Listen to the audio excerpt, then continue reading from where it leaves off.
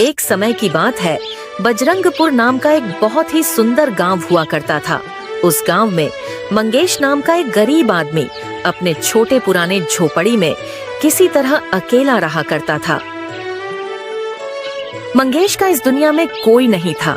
उसके माता पिता उसे 15 साल के उम्र में ही उसे इस दुनिया में अकेला छोड़कर जा चुके थे।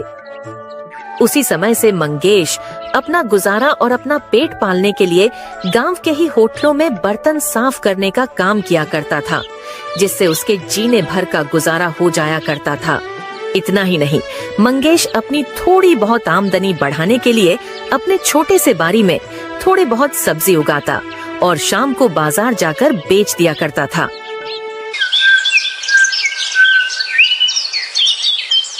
एक दिन मंगेश होटल के मालिक रतन लाल से पगार बढ़ाने की बात करता है। मालिक, मैं अपनी पगार थोड़ी बढ़ाने को बोल रहा था। जो आप पगार देते हैं उसमें मेरा गुजारा नहीं हो पाता है। मालिक, कृपया मेरा तनख्वाह थोड़ा बढ़ा दीजिए। क्या रे, तेरी ज्यादा जबान चलने लगी है क्या? तुझे 250 रुपये ही मिलेंगे महीने के। तू क्या चाहता है? 2-4 बर्तन साफ करने के मैं तुझे 1000 रुपये दूंगा क्या? चुपचाप काम करना है तो कर, वरना काम छोड़ दे। मालिक, मैं 1000 नहीं मात्र 50 रुपये बढ़ाने को बोल रहा था। अरे मैं समझ गया हूँ, तुझे काम नहीं करना है। चल निकल यहाँ से गरीब, जाके भीख मांग रास्ते पर। मैं तुझे काम से निकाल रहा हूँ। और सुनो गाँव वालों, अगर इस भिखारी को किसी ने भी काम देने की जरूरत की तो मैं उसे नहीं छोड़ूंगा। मंगेश चुपचाप सारी बात सुनता है और किसी को कुछ नहीं बोलता है। उसकी नौकरी जा चुकी थी।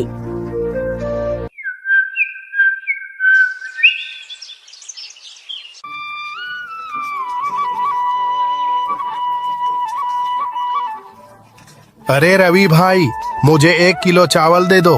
देखो मंगेश भाई, मैं तुमको कल से कोई भी सामान नहीं दे पाऊंगा, क्योंकि मेरे दुकान पर तुम्हारा उधार बहुत हो गया है। अब मैं इससे ज्यादा और कर्ज नहीं चढ़ा सकता। मेरी भी तो मजबूरी है, मेरे भी बाल बच्चे हैं, मेरा परिवार है। तो तुम बताओ, मैं और उधार कैसे चढ़ा सकता हूँ? ठीक है रवि भाई, आज मुझे उधार दे दो। कल से मैं उधार लेने नहीं आऊंगा। रवि मंगेश को 1 किलो चावल दे देता है। मंगेश चावल लेकर अपने घर चला जाता है।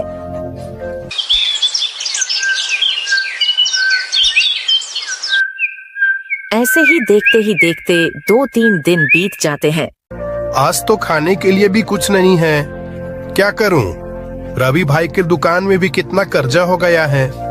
वह तो अब मुझे एक दाना भी उधार नहीं देगा। क्या करूं? हाँ, जंगल जाता हूं, वहाँ कुछ खाने को मिल जाएगा तो वही खाकर आज का दिन गुजारा कर लूंगा। इतना कहकर मंगेश जंगल की तरफ निकल पड़ता है।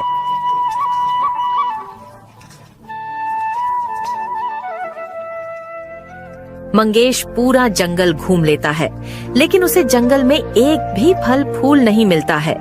फिर मंगेश भूखा प्यासा परेशान होकर एक पेड़ के नीचे बैठ जाता है। हे भगवान, अब मैं क्या करूं? मुझे कुछ भी खाने के लिए नहीं मिल रहा है और मेरे पास कुछ काम भी नहीं है। अब मैं क्या करूं भगवान, आप ही बताओ। तभी मंगेश की नजर एक खरगोश पर जाती है। वह देखता है कि खरगोश अपने जादू के गोले से फल प्रकट करता है। अरे बस इतना सा फल? नहीं, मुझे और फल चाहिए। मेरा पेट इतना में नहीं भरेगा, मुझे और फल चाहिए। खरगोश अपने जादू के गोले से फिर जादू करता है और इस बार ढेर सारे फल प्रकट हो जाते हैं। मंगेश यह सब दृश्य बैठे बैठे देख रहा होता है। क्या देख रहा हूँ? खरगोश जादू कर सकता है? अरे नहीं भाई, मैंने तो कभी ऐसा नहीं देखा। यह खरगोश तो जादू से फल प्रकट कर रहा है। इतना ही नहीं, यह खरगोश तो बोलता भी है। ये कैसा खरगोश है भाई? मंगेश बेटा, भाग ले यहाँ से।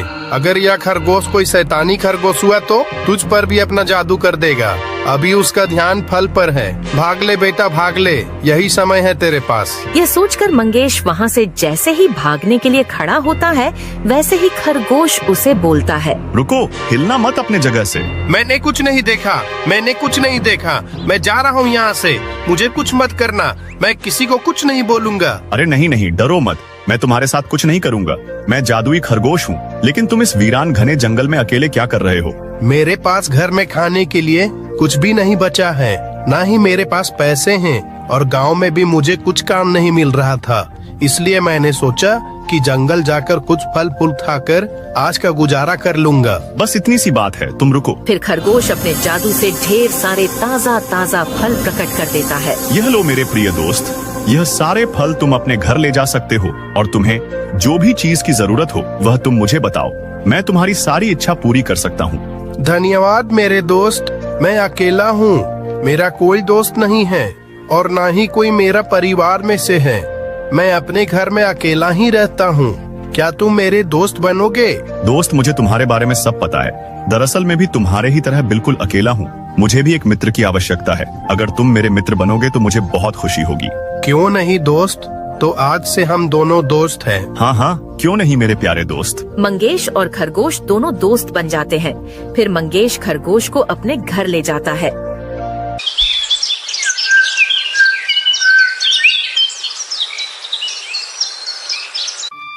मेरे नन्हे मित्र, मुझे माफ करना।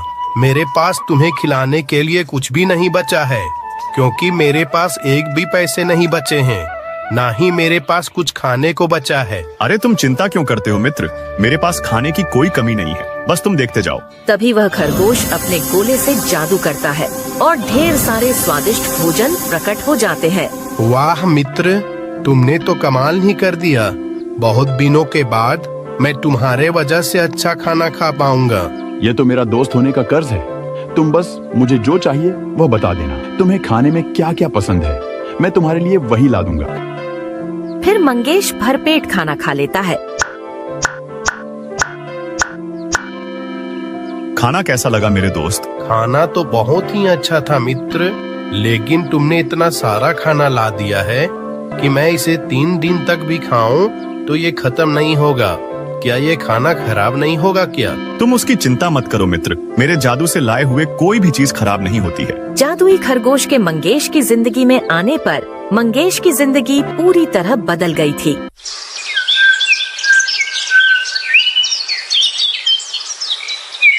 धीरे धीरे मंगेश जादुई खरगोश के मदद से बहुत अमीर हो जाता है। मंगेश एक नया बंगला खरीद लेता है।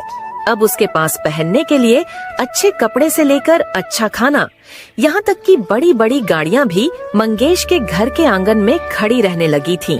इसी बीच मंगेश अपना एक व्यापार भी शुरू कर लेता है और दुकान में जब भी कोई भी चीज की कमी होती तो खरगोश अपने जादू से उसे पूरा कर देता।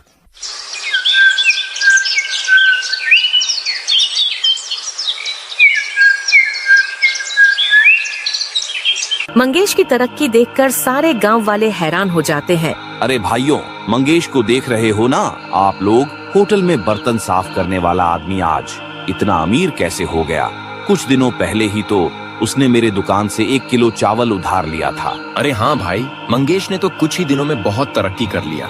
कुछ दिन पहले ही तो वो मेरे पास 50 रुपए उधार मांगने आया था। जो भी बातें गांव वाले के बीच हो रही थी, वो सारी बातें रतनलाल चुपचाप सुनता है और मन ही मन सोचता है, इस मंगेश के बच्चे के पास इतना पैसा कहाँ से आया?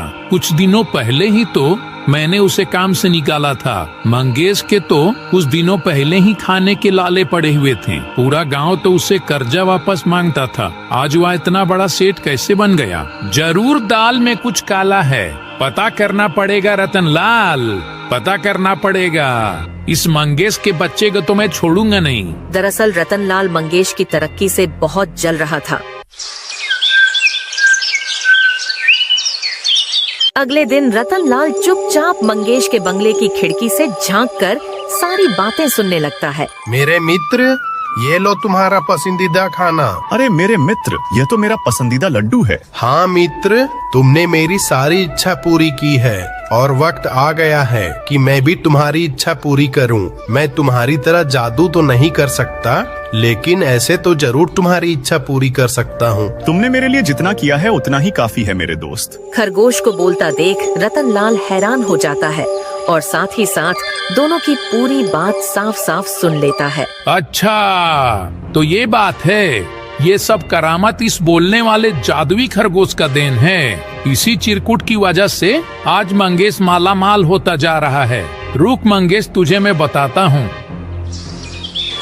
रतनलाल रात होने तक का इंतजार करता है। रात को खरगोश और मंगेश अपने बिस्तर पर सो रहे होते हैं। तभी रतनलाल चुपके से उसके घर में घुस जाता है और खरगोश को अपने साथ अपने घर ले जाता है। अरे चिरकुट, चुपचाप जादू कर और मेरे लिए सोने और पैसों का ढेर लगा दे। मुझे छोड़ दो, मैंने तुम्हारा क्या बिगाड़ा है? ना ही मैं तुम्हारे लिए कोई मैं जादू करूंगा। अरे क्या देख रहा है? तुझे अपनी जान प्यारी नहीं है क्या? चुपचाप जादू कर वरना तुझे नहीं छोड़ूंगा। नहीं नहीं, मैं जादू नहीं करूंगा। मेरा जादू सिर्फ अच्छे लोगों के लिए है। तुम बुरे हो और बहुत ही ज्यादा लालची हो और साथ ही साथ बुरे इंसान हो। तुम किसी प्राणी की जान लेने के बारे में कैसे सोच सकते हो? तू अपना बकवास बंद कर चिरकुट और चुपचाप जादू कर। रतनलाल के कई बार बोलने पर भी खरगोश नहीं मानता है, इसलिए रतनलाल खरगोश को मार देता है। तू मेरे लिए जादू नहीं कर रहा था ना? मैं देखता हूँ तू मंगेश के लिए कैसे जादू करता है। उधर जब सुबह हुई तो मंगेश खरगोश को अपने पास न देखकर बहुत ही ज्यादा परेशान हो जाता है और खरगोश को पूरे घर में ढूंढने लगता है। अरे मित्र, कहाँ हो तुम? कहाँ हो तुम? किधर हो? मेरे पास आ जाओ। कहाँ हो तुम? तुम मेरे साथ मजाक कर रहे हो तो आ जाओ मेरे पास। मैं हार गया हूँ तुमसे। कहाँ हो? कहाँ हो मेरे मित्र? जल्दी आ जाओ मेरे पास। कहाँ हो? कहाँ हो मेरे मित्र? लेकिन उसे कहीं से भी कोई उत्तर नहीं मिलता है। यहाँ तक कि मंगेश उसे पूरे बंगले में ढूंढता है, लेकिन उसे खरगोश का कहीं से भी कुछ पता नहीं चलता है। मंगेश बहुत ही ज्यादा परेशान और दुखी हो जाता है और वह निर्णय करता है कि खरगोश को ढूंढने वह उसी घने जंगल में जाएगा जहाँ से वह उसे लाया था। यह सोचकर वह उसी रास्ते से घने जंगल की ओर जंगल जाने लगता है और कुछ समय बाद उसी जगह पहुंच जाता है। अरे मेरे मित्र, कहाँ हो? मेरे पास आ जाओ। कहाँ हो मेरे मित्र? सारी की सारी मेरी ही गलती है।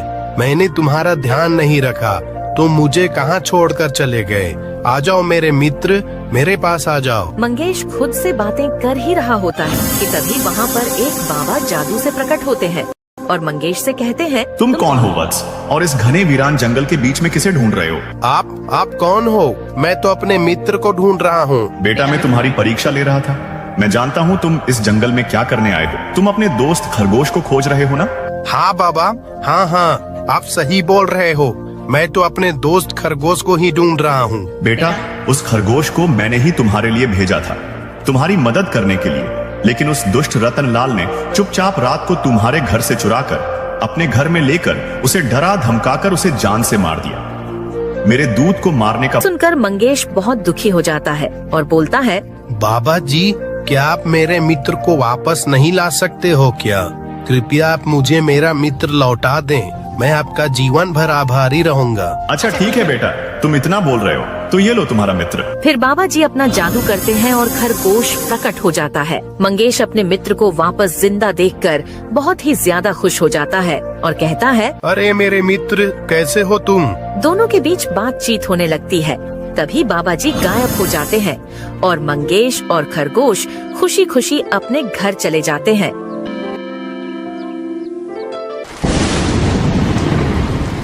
ऐसे ही महीनों गुजर जाते हैं और बारिश का मौसम आ जाता है।